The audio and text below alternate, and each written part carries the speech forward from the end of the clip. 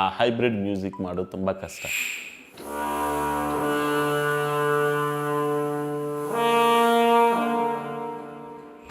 ಇಷ್ಟು ಸಿನಿಮಾಗಳಿಗೆ ಒಂದು ಎಕ್ಸ್ಪೀರಿಯೆನ್ಸ್ ಇದೆ. ಕಮರೊಟ್ಟು ಸಿನಿಮಾ ರಿಕಾರ್ಡಿಂಗ್ ಮಾಡೋದು ತುಂಬ ಚಾಲೆಂಜಿಂಗ್ ಅದು. ನೆಕ್ಸ್ಟು ನನಗೆ ಆ ಸಿನಿಮಾ ಒಂದೊಂದು ಫ್ರೇಮ್ ನೋಡ್ತಾ ಇದ್ದರೆ ಅದು ಆ ಹಾಲಿವುಡ್ ರೇಂಜಲ್ಲಿ ಆ ಶಾರ್ಟ್ಸು ಹೋಗ್ತಾ ಇದ್ದರೆ ಈಗ ನಾನು ಒಂದು ಪ್ರೇಕ್ಷಕನಾಗಿ ಸ್ಕ್ರೀನ್ ಮೇಲೆ ಮುಂದೆ ಕೂತ್ಕೊಂಡು ನಾವು ಒಂದು ರನ್ ನೋಡ್ತೀನಿ, ಒಂದು ರೀಲು ಎಲ್ಲ ಕೆಲಸ ಮಾಡಿದ್ಮೇಲೆ ಬ್ಯೂಟಿಫುಲ್ ಮೂವಿ, ಒಂದು ನ್ಯೂ ಹರರ್ ಜರ್ನಿ.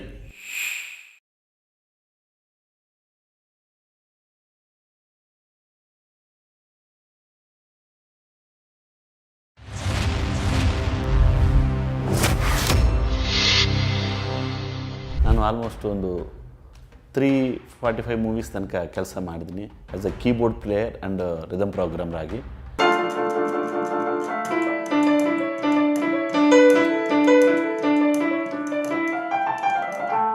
ಈ ಕಮರೊಟ್ಟು ಬ್ಯಾಕ್ಗ್ರೌಂಡ್ ಸ್ಕೋರು ಪರಮೇಶ್ ಅವ್ರ ಬಗ್ಗೆ ಹೇಳಬೇಕು. ಆ್ಯಕ್ಚುಲಿ ಅವ್ರ ಆಲೋಚನೆ ಬೇರೆ. ಸಿನಿಮಾ ನೋಡಿದ್ನಿ, ಒಂದು ಸತಿ ತೋರಿಸಿದ್ರು ಒಂದು ರೀಲು. ನೋಡಿದ ಮೇಲೆ ನನಗೆ ಟೇಕಿಂಗ್ ಅದ್ಭುತವಾಗಿದೆ. ಆ ಫ್ರೇಮ್ಗಳು, ಆ ಶಾರ್ಟ್ಸು, ಅದು ಸ್ವಲ್ಪ ಡಿಫ್ರೆಂಟ್ ಆಗಿದೆ. ನಾಟ್ ಆ ಸಿನಿಮಾ ಅದು ನಾರ್ಮಲ್ ನಾವು ಮಾಡೋ ಸಿನಿಮಾನೇ ಅದು ಕೇಳ್ತಾ ಇಲ್ಲ ಮ್ಯೂಸಿಕ್ನಿ. ಅವರು ಆವಾಗ ಸರ್ ನಾನು ಹೇಳಿದ್ದೀನಿ, ಸರ್ ಇದು ಕೊಂಚ ಹಾಲಿವುಡ್ ಟಚ್ ಇದೆ ಸಿನಿಮಾ, ಪ್ರೆಸೆಂಟೇಷನೆಲ್ಲ ಹಾಲಿವುಡ್ ಟಚ್ಚಲ್ಲಿದೆ ಅಂತ. ಆವಾಗ ಪರಮೇಶ್ ಅವರು ಇದ್ದರೆ, ಹೌದು ಸರ್ ನಾನು ಅದೇ ನಿಮ್ಗೆ ಹೇಳೋಕೆ ಬಂದಿದ್ದೀನಿ ಅಂತ. ನನಗೆ ರೆಗ್ಯುಲರ್ ಮ್ಯೂಸಿಕ್ ಏನಿದೆ ಅದು ಬೇಡ ಸರ್, ಹೈಬ್ರಿಡ್ ಜೋನರ್ ಮ್ಯೂಸಿಕ್ ಕೇಳಿಸಿದ್ರು ನನಗೆ. ಹೈಬ್ರಿಡ್ ಜೋನರ್ ಅದು ಕೇಳಿದ ತಕ್ಷಣವೇ ಆ ಪರಮೇಶ್ ಅವ್ರಿಗೆ ಹೇಳಿದ್ದೀನಿ, ಸರ್ ಇದು not A normal music sir, it's A ಇದು ಹೈಬ್ರಿಡ್ ಸರ್, ಇದು ಡಿಫ್ರೆಂಟಾಗಿ ಪ್ರೆಸೆಂಟ್ ಮಾಡಬೇಕು, ಆ್ಯಸ್ ಯೂಶುವಲ್ ಮಾಡೋಕ್ಕಾಗಲ್ಲ. ಎಸ್ ಸರ್ ಅದು ಗೊತ್ತು, ಸೊ ಇದು ನೀವು ಮಾಡ್ತೀರಾ ಅಂತಲೇ ನನಗೆ ಕಾನ್ಫಿಡೆನ್ಸಲ್ಲಿ ರವೀಶ್ ಅವರು ನನಗೆ ನಿಮ್ಮ ಹತ್ರ ಕಲಿಸಿದ್ದಾರೆ ಅಂತ ಹೇಳಿದರು. ಹೇಳಿದ್ಮೇಲೆ ಅವರು ಕೆಲವು ರೆಫರೆನ್ಸ್ ತೋರಿಸಿದ್ರು. ತುಂಬ ಕಷ್ಟ ಅದು ಮಾಡೋದು ಆ್ಯಕ್ಚುಲಿ. ಅಂದರೆ ನಮ್ಮ ಕನ್ನಡ ಇಂಡಸ್ಟ್ರಿನಲ್ಲಿ ಮಾಡೋದು, ಇಂಡಿಯನ್ ಇಂಡಸ್ಟ್ರಿನಲ್ಲೇ ಆ ಥರ ಮ್ಯೂಸಿಕ್ ಮಾಡೋದು, ಆ ಹೈಬ್ರಿಡ್ ಮ್ಯೂಸಿಕ್ ಮಾಡೋದು ತುಂಬ ಕಷ್ಟ. ಒಂದು ಫಸ್ಟ್ ರೀಲ್ ಮಾಡಿ ಸರ್ ವಿಲ್ ಸಿ ಅಂತ ಫಸ್ಟ್ ರೀಲ್ ಮಾಡಿದ್ದೀನಿ.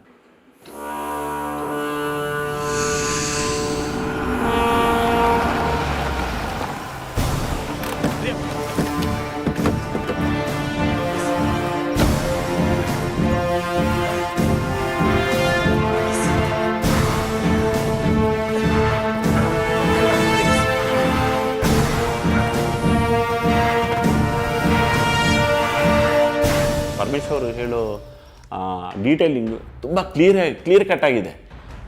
ಈ ಥರ ಬೇಕು ಸರ್, ಇಷ್ಟು ಬೇಕು. ಎಕ್ಸ್ಟ್ರಾಕ್ಟಿಂಗ್ ದ ಟ್ಯಾಲೆಂಟ್ ಅಂದರೆ ನಮ್ಮ ಹತ್ರ ನಮ್ಮ ಮ್ಯೂಸಿಷಿಯನ್ ಏನೇನೋ ಇರುತ್ತೆ, ನಮ್ಮ ಮೈಂಡಲ್ಲಿ ಏನೇನೋ ಹೋರಾಡ್ತಾ ಇರುತ್ತೆ. ಬಟ್ ಅವ್ರ ಸೌಂಡಿಂಗ್ ಕೇಳ್ತಾರೆ, ಈ ಥರ sound extraordinary. Working hours very good experience ಅದು ನನಗೆ. ಇಷ್ಟು ಸಿನಿಮಾಗಳಿಗೆ ಒಂದು ಎಕ್ಸ್ಪೀರಿಯೆನ್ಸ್ ಇದೆ. ಕಮರೊಟ್ಟು ಸಿನಿಮಾ ರಿಕಾರ್ಡಿಂಗ್ ಮಾಡೋದು ತುಂಬ ಚಾಲೆಂಜಿಂಗ್ ಅದು ಆ್ಯಕ್ಚುಲಿ. ಯಾಕೆಂದರೆ ಪರಮೇಶ್ ಅವರು ತುಂಬ he is detailed, very good. Have very good knowledge of shorts and music and ಆ ಡೈರೆಕ್ಷನ್. ಅವರು ಪ್ರೆಸೆಂಟ್ ಮಾಡೋ ರೀತಿ, ಸಿನಿಮಾನೇ ಪ್ರೆಸೆಂಟ್ ಮಾಡೋ ರೀತಿ ಅದ್ಭುತವಾಗಿದೆ, ಅದ್ಭುತ. ನಾನು ಫಸ್ಟ್ ರೀಲ್ ನೋಡಿ ನನಗೆ ಕ್ಯೂರಿಯಾಸಿಟಿ, ಸೆಕೆಂಡ್ ರೀಲ್ ತರ್ಡ್ ಅವರು ಒಂದೊಂದು ರೀಲೇ ಕೊಡ್ತಾ ಇದ್ದಾರೆ. ಸೊ ಆ ಒಂದೊಂದು really exciting. Next what next reel ಅಂತ ಮಾಡುವಾಗ ಈಗ ಅದ್ಭುತವಾಗಿ ಬಂದಿದೆ ಸಿನಿಮಾ. ಅವರು ಅಂದರೆ ಇನ್ಸ್ಪೈರ್, ನನ್ನನ್ನು ಆ್ಯಸ್ ಎ ಮ್ಯೂಸಿಷಿಯನ್ ಆಗಿ ಚಾಲೆಂಜಿಂಗ್ ಆಗಿರಬೇಕು, ರೆಗ್ಯುಲರ್ ಆಗಿರಬಾರ್ದು. ಕಮರೊಟ್ಟು 2 ಈ ಬ್ಯಾಕ್ಗ್ರೌಂಡ್ ಸ್ಕೋರು ಫಸ್ಟ್ ಟೈಮ್ ನಾನು ಸಿನಿಮಾ ನೋಡುವಾಗ ಇದಕ್ಕೆ ನನ್ನ ಹತ್ರ ಇರೋ ಸೌಂಡ್ ಬ್ಯಾಂಕ್ ಅಂತ ಇರುತ್ತೆ, ನಮ್ಮ ಹತ್ರ ಪ್ಲಗ್ಗಿನ್ಸ್ VST ಪ್ಲಗ್ಗಿನ್ಸ್ ಇರುತ್ತೆ. ಈ VST ಪ್ಲಗ್ಗಿನ್ಸ್ ಎಲ್ಲರೂ ಯೂಸ್ ಮಾಡ್ತಾ ಇರ್ತಾರೆ, ಎವ್ರಿಬಡಿ, ಎಲ್ಲ ಸಿನಿಮಾದಲ್ಲಿ ಬರ್ತಾ ಇರುತ್ತೆ ಅದೆಲ್ಲ. ಬಟ್ಟು ಈ ಕಮರೊಟ್ಟುನಲ್ಲಿ ನಾನು ಫ್ರೆಶ್ ಆಗಿ ಏನು ಮಾಡಬೇಕು, ಅದು ಹೇಗೆ ನಾನು ಕೊಡಬೇಕು ಅಂತ ಯೋಚನೆ ಮಾಡುವಾಗ ತುಂಬ ರಿಸರ್ಚ್ ಮಾಡಿದ್ದೀನಿ. ನನ್ನ ಸೈಡ್, ನನ್ನ ಮ್ಯೂಸಿಕ್ ಸೈಡ್ ರಿಸರ್ಚ್ ಮಾಡಿ ಓಪಸ್ ಅಂತ ಒಂದು ಇಂಟರ್ನ್ಯಾಷನಲ್ ಸೂಪರ್ ಪ್ಲಗ್ಗಿನ್ ಅದು ಪರ್ಚೇಸ್ ಮಾಡಿದ್ವಿ. ಹೆವಿ ಸುಮಾರು ಕಾಸ್ಟ್ ಅದು ಮಾಮೂಲಿ ನಾವು ಯೂಸ್ ಮಾಡೋ VST ಪ್ಲಗಿನ್ಸ್ ಅಂದರೆ ತುಂಬ ಕಾಸ್ಟ್ಲಿ ಅದು. ಆ ಬ್ರೆತ್ ಕಂಟ್ರೋಲ್ ಯೂಸ್ ಮಾಡಿದ್ದೀನಿ because of blowing instruments, trumpets and woodwinds, strings, ಅದೆಲ್ಲ ನಾನು ಯೂಸ್ ಮಾಡೋ ಅದು ಆ ಲೈವ್ ಫೀಲ್ ಬೇಕು ಅಂತ. ಯಾಕೆಂದರೆ ಅದು ತುಂಬ ಎಕ್ಸ್ಪೆನ್ಸಿವ್, ನಾವು ಎಷ್ಟು ಪ್ಲೇಯರ್ಸ್ ಬರ್ತಾನೆ ತುಂಬ ಎಕ್ಸ್ಪೆನ್ಸಿವ್ ಇದೆ. ಅದಕ್ಕಾಗಿ ನಾನು US ಬ್ರೆತ್ ಕಂಟ್ರೋಲ್ ತರಿಸಿದ್ದೀನಿ.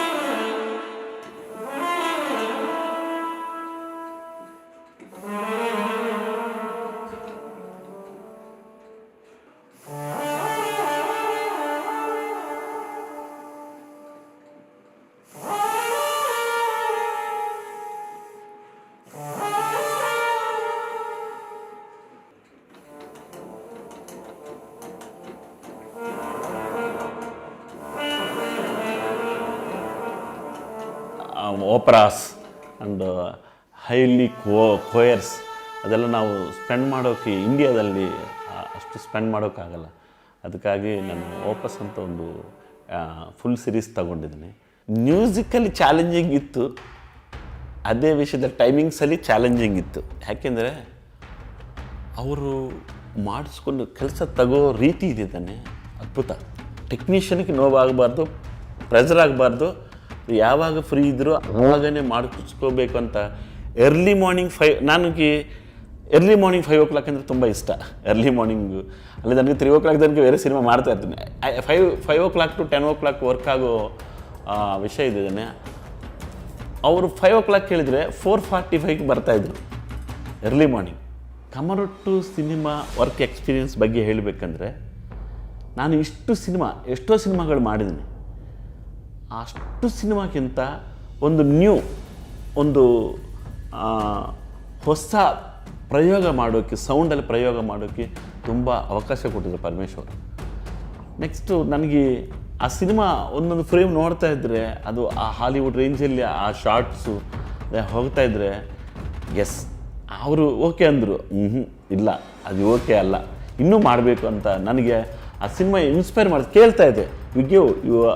ನೀವು ಆ ಲೈನಲ್ಲೇ ಇದ್ದಿದ್ದೇನೆ, ಇದು ಚೂರು ಇನ್ನೂ ಬೇಕು, ನನಗೆ ಇದು ಚೂರು ಇನ್ನೂ ಬೇಕು. ಅದು ಆ ಸಿನಿಮಾ ಎಸ್ಪೆಷಲಿ ಆ ಒಂದು ಸಿನಿಮಾ ನೋಡುವಾಗ ನಮ್ಮನ್ನು ಇನ್ಸ್ಪೈರ್ ಮಾಡಬೇಕು, ನಮ್ಮಲ್ಲಿ ಮ್ಯೂಸಿಕ್ ಹುಟ್ಟಬೇಕು.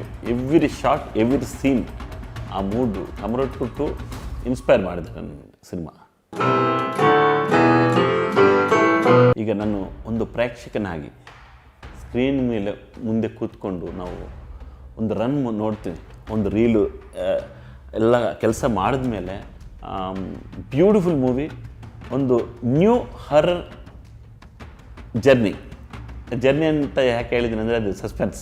ಸಿನಿಮಾಗೆ ನಿಮ್ಗೆ ನೋಡಿದ ಮೇಲೆ ಆ ಜರ್ನಿ ಏನು ಅಂತ ನಿಮ್ಗೆ ಗೊತ್ತಾಗುತ್ತೆ. ಅದು beautiful journey. Kamarottu very very good movie. ಒಂದು ಸಿನಿಮಾ ತೆಗಿಬೇಕಂದ್ರೆ ತುಂಬ ಇಂಪಾರ್ಟೆಂಟ್ ವ್ಯಕ್ತಿ ಪ್ರೊಡ್ಯೂಸರ್. ಕನಸು ಪಿಕ್ಚರ್ಸ್ ಬ್ಯಾನರಲ್ಲಿ ಮೊದಲನೇ ಸಾರಿಗೆ ಕಮರೊಟ್ಟು ಬರ್ತಾಯಿದೆ. ಒಳ್ಳೆಯ ಸಿನಿಮಾ ತೆಗೆದಿದ್ದಾರೆ ಪವನ್ ಅವರು. ಆ ಸಿನಿಮಾ ಯಶಸ್ಸಾಗಲಿ, 100 days ಬ್ಲಾಕ್ ಬಸ್ಟರ್ ಹಿಟ್ ಆಗಬೇಕು ಅಂತ ನಾನು ಆ ದೇವರನ್ನೇ, ಶಿರ್ಡಿ ಸಾಯಿಬಾಬಾ ಅವ್ರನ್ನೇ ಕೊಡ್ಕೊತಾ ಇದ್ದೀನಿ. ಡೆಫಿನೆಟ್ಲಿ ಈ ಸಿನಿಮಾ ಸೂಪರ್ ಡೂಪರ್ ಹಿಟ್ ಆಗುತ್ತೆ. ಯಾಕೆಂದರೆ ಫಸ್ಟ್ ಆಡಿಯನ್ ನಾನು ನೋಡಿದೆ, ತುಂಬ ಥ್ರಿಲ್ ಆಗಿದ್ದೀನಿ. Very good thriller movie, very nice. All the best ಕನಸು ಪಿಕ್ಚರ್ಸ್ ಕಮರೊಟ್ಟು 2.